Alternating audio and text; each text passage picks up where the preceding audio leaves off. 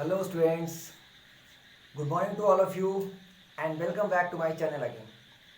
बच्चों, पिछले वीडियो में मैंने क्लास 9th का सेल चैप्टर पढ़ाया था और पार्ट्स ऑफ द सेल तक पढ़ाया था। उसी वीडियो को आज कंटिन्यू करेंगे।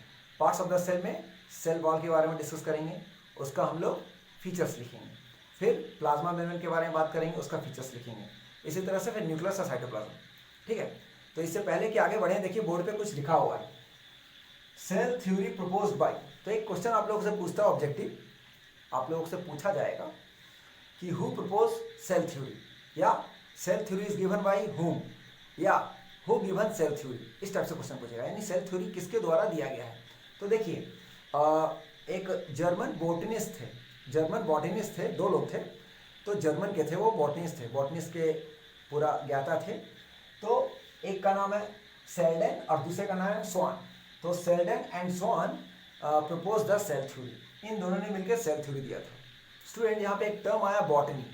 तो याद रखिए, जब आप कॉलेज लेवल तक पहुँच जाइएगा तो वहाँ बायोलॉजी ना 2 हिस्सों में बंट गया है, इसके 2 पार्ट्स में बांट दिया गया है बायो को। पहला हो जाता है बॉटनी और दूसरा होता है जूलॉजी।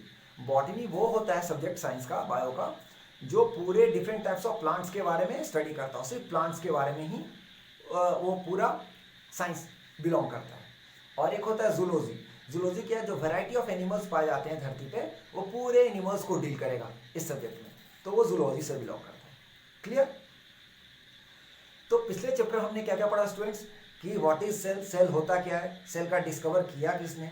ठीक है, सेल का स्ट्रक्चर और शेप क्या होता है, छोटे छोटे जो सेल्स जो हमारे नेकेड आई से नहीं दिखाई देते हैं, उसको मेजर किस यूनिट में करते हैं, और सेल्स का कितने पार्ट्स होते हैं, यानी कंपोनेंट्स होते हैं। तो बेसिकली प्लांट्स में तो 4 कंपोनेंट्स होते हैं, सेल वॉल एक एडिशनल है, cell wall, cell membrane, nucleus और साइटोप्लाज्म। बट एनिमल सेल की बात करते हैं तो उसमें 3 ही होते हैं स्टूडेंट्स, सेल मेम्ब्रेन जिसको प्लाज्मा मेम्ब्रेन भी कहा जाता है, न्यूक्लियस और साइटोप्लाज्म। यहाँ तक क्लियर। ठीक है, इससे पहले कि आगे बढ़ें वीडियो में, मैं आप लोग को एक चीज़ बता देना चाहता हूँ। खास करके जनरल कॉम्पिटिशन लेवल में एक जनरली क्वेश्चन पूछा जाता है स्टूडेंट्स, और वो है कि the first cell discover is which type of cell, या ऐसे ही बोल सकता है cell discover by Robert Hooke, the first cell discover by Robert Hooke is which type of cell, यानी रॉबर्ट हुक ने जो पहला सेल आविष्कार किया था, डिस्कवर किया था, वो किस टाइप का सेल था। तो याद रखिए स्टूडेंट, इसका आंसर होगा डेड सेल। अब कैसे डेड सेल, क्यों?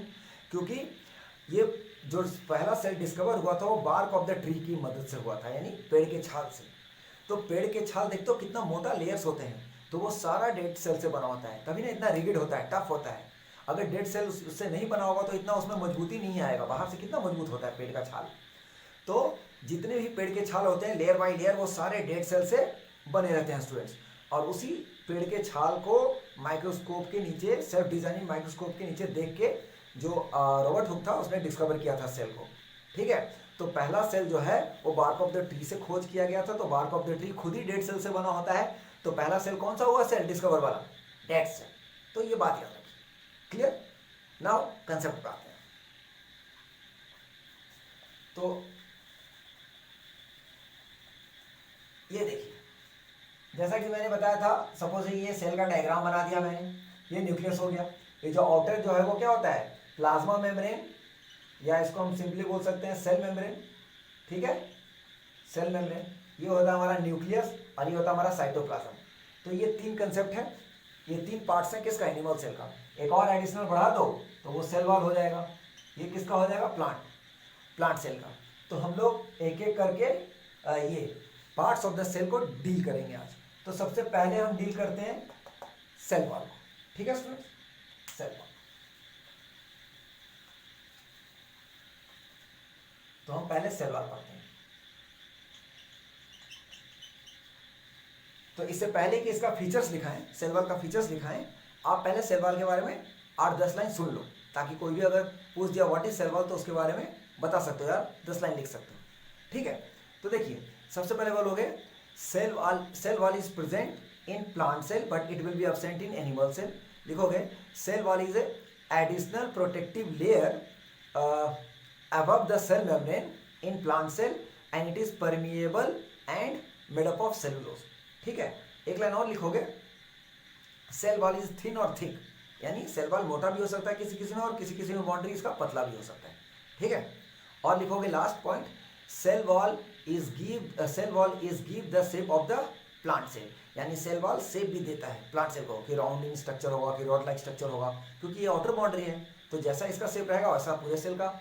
और एक और पॉइंट लिख दोगे, cell wall also help us to protect internal material of the cell, ये जाहिर सी बात है, बाहर का बाउंड्री है तो सारे अंदर के मटेरियल को सेव करके रखेगा। तो ये सब। अभी देखिए यहाँ पे एक टर्म आया परमिएबल, अभी हम लोग इसको सेल मेम्ब्रेन में ही पढ़ने वाले हैं।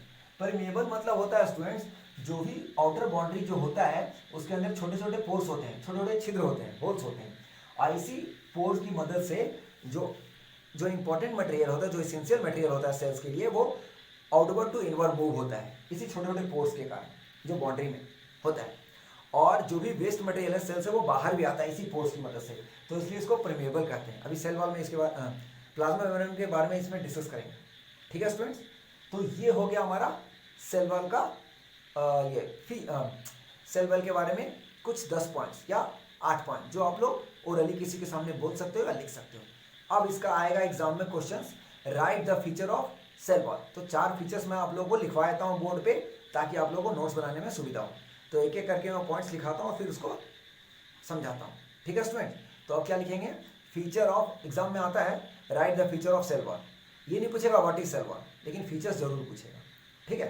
तो फीचर्स लिखते हैं।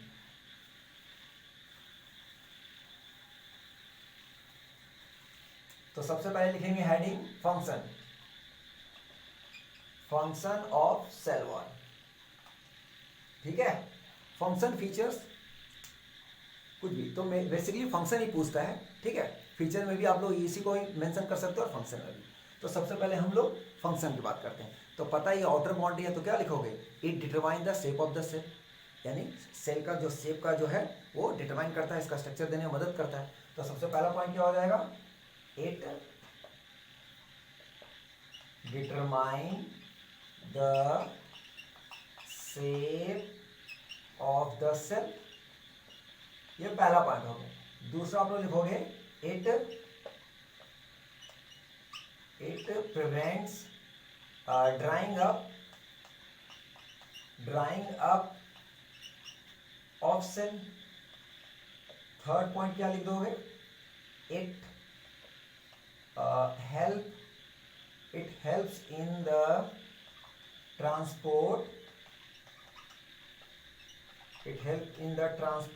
of various substances, या मटेरियल भी लिख सकते हो, substances in and out of the cell। और last point students, fourth point जो है वो लिख दो, इट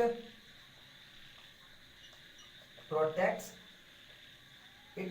द प्लाज्मा मेम्ब्रेन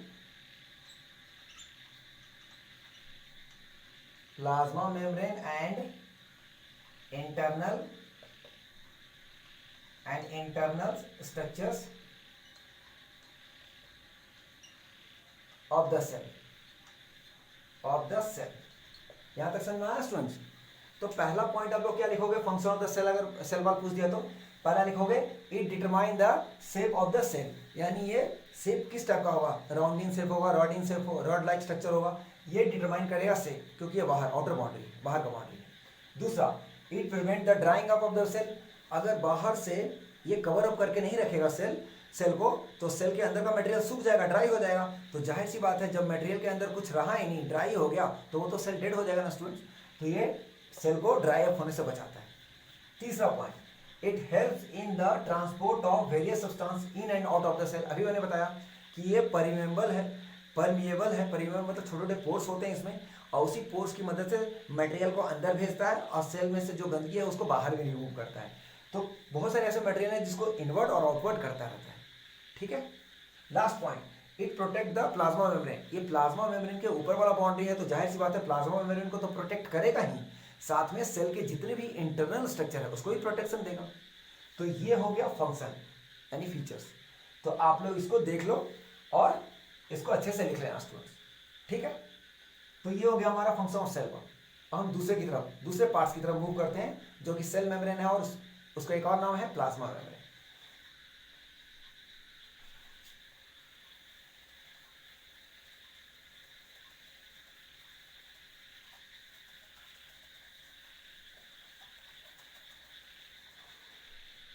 तो हम पढ़ते हैं सेल मेम्ब्रेन, सेल मेम्ब्रेन और प्लाज्मा मेम्ब्रेन।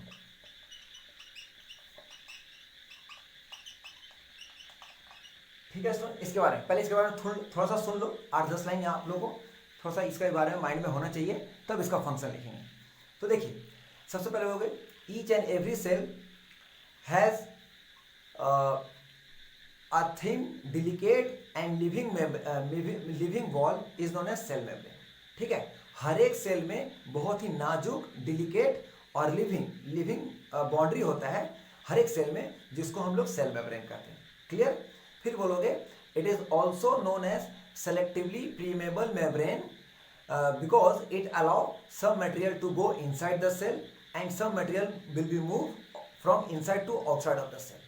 ठीक है, फिर लिखोगे, it help us to maintain the different types of chemical reaction inside the cell, यानी बहुत सारे जो केमिकल रिएक्शन सेल के अंदर होता है ये मेंटेन करके रखता है उसको।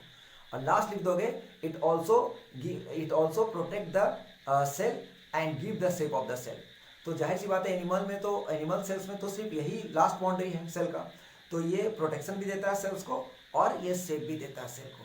ठीक है, और इसमें एक और पॉइंट इंक्लूड कर देना, वायरसेस, जो माइक्रो ऑर्गेनिज्म जो 5वां पार्ट है वायरस, तो viruses do not have any membrane, यानी वायरस एक ऐसा माइक्रो ऑर्गेनिज्म है स्टूडेंट्स जिसमें कोई भी मेम्ब्रेन नहीं होता है, कोई भी बाउंड्री नहीं होता है। ठीक है, वो बाउंड्री लेस रहता है। क्लियर है यहाँ तक? तो अब देखिए, यहाँ पे एक टर्म आया सेलेक्टिवली प्रीमेबल मेम्ब्रेन। तो एनसीईआरटी बुक है, तो एनसीईआरटी बुक में आप पेज नंबर 61 निकालना। ठीक है, 61 में देखोगे, सेकंड क्वेश्चन ही है और ये क्वेश्चन 3 मार्क्स का पूछता है एग्जाम में, कि वाई प्लाज्मा मेम्ब्रेन और cell membrane is known as selectively permeable membrane. तो इसका आंसर क्या लिखोगे? बोलोगे कि plasma membrane is known as selectively permeable membrane because it allow only selected material to move inside the cell and to remove inside to outside of the cell. ठीक है, that's why it is with the help of diffusion और osmosis, यानी material जो भी अंदर और बाहर cell के जाएगा वो दो ही प्रोसेस से होगा, या तो डिफ्यूजन के थ्रू जाएगा या ओस्मोसिस के थ्रू।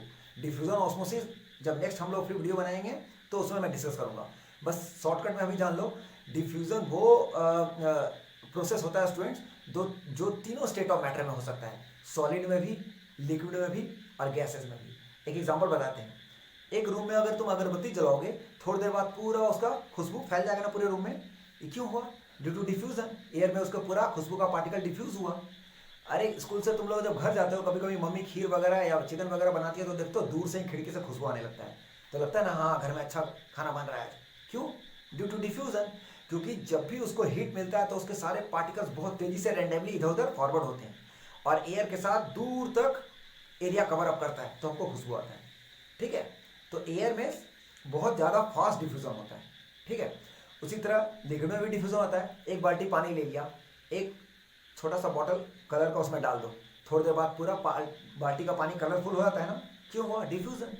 ठीक है, और सॉलिड में भी डिफ्यूजन होता है। देखते हो चौक से अगर तुम समर वेकेशन लिख के चले जाओगे स्कूल में और जब 1.5 महीने बाद आओगे तो उसको मिटाओगे तो जल्दी मिटेगा नहीं, क्योंकि ब्लैक बोर्ड का पार्टिकल्स और जो चौक का जो पार्टिकल जो लिखा हुआ है दोनों आपस में डिफ्यूज कर गया, इस कारण उसको पानी से गिला करके पोंछना पड़ता है, तब वो मिटता है।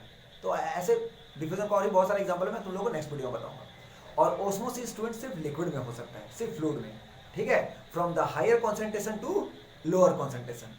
ठीक है, जहाँ पे हायर कॉन्सेंट्रेशन लिक्विड होगा वो जाहिर सी बात है लोअर कॉन्सेंट्रेशन में क्या होगा? मूव होगा, तो उसको ओस्मोसिस कहते हैं। तो ज़्यादातर मटेरियल सेल में ओस्मोसिस के थ्रू ही जाता है। फ्रॉम अगर सेल के बाहर मटेरियल यानी हायर कॉन्सेंट्रेशन है तो सेल के अंदर मूव करेगा, और सेल के अंदर हायर कॉन्सेंट्रेशन हो गया बाहर लो तो सेल का गंदगी जो है वो बाहर होगा।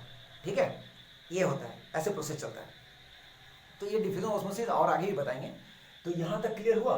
तो प्लाज्मा मेम्ब्रेन को सेलेक्टिवली प्रीमेबल मेम्ब्रेन क्यों कहते हैं? क्योंकि सेलेक्टेड मटेरियल को ये वो इनवर्ड और आउटवर्ड सेल के अंदर करता रहता है, इसलिए। तो ये आंसर लिख देना। अब चलिए इसका फंक्शन लिखते हैं। ठीक है, तो नेक्स्ट में हम लोग लिखेंगे function of plasma membrane. Function of plasma membrane, इसका भी 4 पॉइंट्स लिखवा देते हैं स्टूडेंट्स ताकि आप लोगों को आसान हो। तो फर्स्ट पॉइंट आप लोग लिखिए, it gives a definite shape to the cell. ये एक फिक्स आकार देता है सेल का, डिफरेंट शेप देता है, ठीक है। दूसरा लिखते हैं, it provides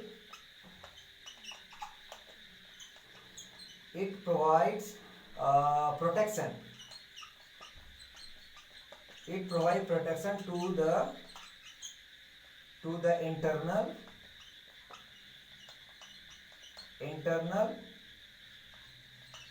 contents of the cell। Contents मतलब सेल के अंदर का जो भी मटेरियल है उसको कंटेंट से बिलोंग किया। तीसरा पॉइंट, तीसरा लिखेंगे, it regulates entry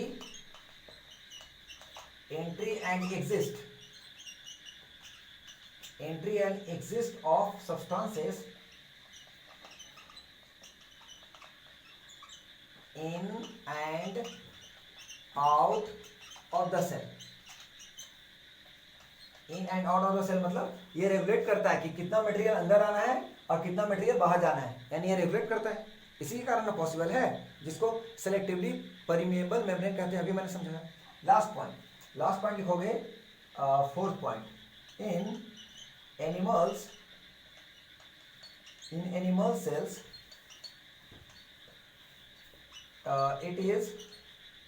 it is involved in the formation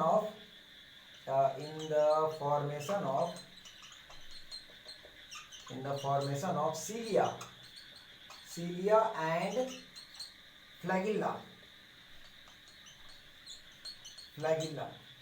ठीक है स्टूडेंट्स, ये देखो पहला पॉइंट ये शेप देता है, दूसरा point it provides protection to the internal contents of the cell के सारे अंदर के मटेरियल को ये प्रोटेक्शन देता है, कौन? Plasma membrane.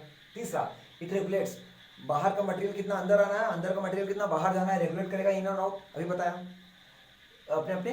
अपने पोर्स की मदद से, जो छोटे छोटे इसमें पोर्स, उसको प्लाज्मा मेम्ब्रेन पोर्स कहते हैं, जो छोटे छोटे छिद्र होते हैं, ठीक है।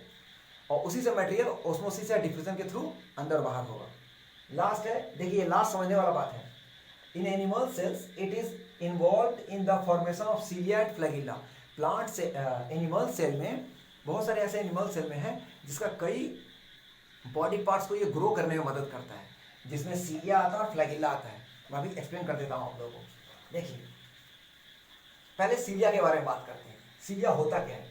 तो आप लोगों ने पैरामेसियम की बात सुना है ना, पैरामेसियम क्या है? एक यूनिसेलुलर लिविंग ऑर्गेनिज्म है। ये इस टाइप का इसका स्ट्रक्चर होता है, चप्पल टाइप का स्ट्रक्चर होता है बाबू, इस टाइप का। ये देखो यहाँ पे उसका न्यूक्लियस होगा, तो देख तो इसके बाहर हेयर लाइक स्ट्रक्चर ऐसे होता है, डेंस हेयर लाइक स्ट्रक्चर होता है ना।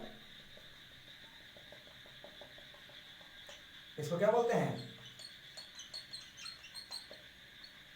पैरामेसियम, इसको पैरामेसियम बोलते हैं। तो ये जो हेयर लाइक स्ट्रक्चर बाहर के, इसी हेयर लाइक प्रोजेक्शन से क्या करता है वो पानी में ऐसे ऐसे करके, और वो अपना लोकोमोशन करता है, यानी इसी की मदद से वो क्या करता है, एक जगह से दूसरी जगह ये ट्रैवल करता है, लोकोमोशन करता है। तो इसको क्या कहते हैं? हेयर लाइक स्ट्रक्चर को सीलिया कहते हैं। तो ये जो सीलिया ग्रो हो रहा है, जो ये सीलिया के बॉडी पार्ट्स में ग्रो हो रहा है, वो किसकी मदद से हो रहा है? प्लाज्मा मेम्ब्रेन की मदद से हो रहा है। प्लाज्मा मेम्ब्रेन है तभी ये इस पैरामेसियम लिविंग ऑर्गेनिज्म में ये सीलिया उगाने में मदद करेगा। ये कंसेप्ट क्लियर? आया होता फ्लैगिला, तो देखिए उसको ही बताते हैं। फ्लैगिला क्या होता है? फ्लैगिला एक लंबा पूंछ टाइप का, एक टेल टाइप का स्ट्रक्चर होता है, जो कि इगुलिना, ये देखिए इस टाइप का इगुलिना का स्ट्रक्चर होता है बाबू, थोड़ा लंबा होगा एकदम इस टाइप का, ऐसा होगा, और उसका लंबा ऐसे पूंछ निकला होगा, ठीक है। इस ऑर्गेनिज्म को क्या कहते हैं? यूजीएलईएन, यूग्लिना, इसको यूग्लिना कहते हैं। ये भी यूनिसेलुलर, इसके अंदर भी बहुत सारे पार्ट्स होते हैं, और एक लंबा इसका देखिए ये पूंछ लाइक स्ट्रक्चर है, तो इसी को क्या कहते हैं? फ्लैगिला। तो ये जो ये फ्लैगिल्ला की मदद से अपना लोकोमोशन करता है। ये पानी में ऐसे ऐसे करके इस थ्रेड लाइक स्ट्रक्चर जिसको फ्लैगिल्ला कहते हैं, फ्लैगिल्ला से ये अपना लोकोमोशन कंप्लीट करता है स्टूडेंट्स। तो ये जो फ्लैगिल्ला है, इस इक्विलिब्रियम में कौन ग्रो कर रहा है? Plasma membrane. Plasma membrane responsible होता है, मदद करता है इस फ्लैगिल्ला को ग्रो करने में। तो ये एनिमल सेल में मदद कर रहा है ना सीलिया को और फ्लैगिल्ला को ग्रो करने में, तो वो एक फीचर हो गया ना, वो इसका एक फंक्शन हो गया ना। तो ये कंसेप्ट था आज का। न्यूक्लियस थोड़ा बड़ा है लेक्चर उसका, इसलिए मैं आज के वीडियो में उसको इंक्लूड नहीं करूंगा। नेक्स्ट इसके आगे जब कंटिन्यू करेंगे स्टूडेंट्स, तो मैं साइटोप्लाज्म और न्यूक्लियस के बारे में एक्सप्लेन करूंगा कि उसका क्या फंक्शन और क्या फीचर्स है। ठीक है, तब तक के लिए थैंक यू। मेरे चैनल को सब्सक्राइब करना ना भूलें। Thank you and have a nice day students.